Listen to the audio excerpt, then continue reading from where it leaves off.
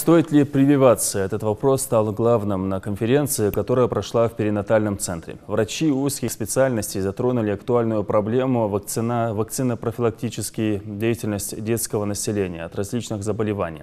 В частности, говорили про полиомиелит и его последствия. Это крайне опасное вирусное заболевание, характеризующееся поражением нервной системы и параличом конечности. Хотя в республике пациентов с таким диагнозом не выявлено, медики активно включились в профилактическую работу по вакцинации детей. Но многие родители категорически против вакцинации.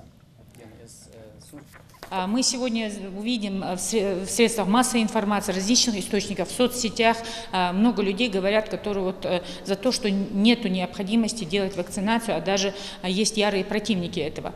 И мы, проведя эту конференцию, хотим поставить некоторые точки над «и» сказать, что насколько это необходимо. Ведь даже те случаи, которые у нас, допустим, возникают с острым вялым параличом, возникновением коклюша, паротита и так далее, мы видим, как зачастую возникают очень большие осложнения, и тот или иной ребенок остается инвалидом до конца жизни, только лишь потому, что родитель не привил своевременно этого ребенка.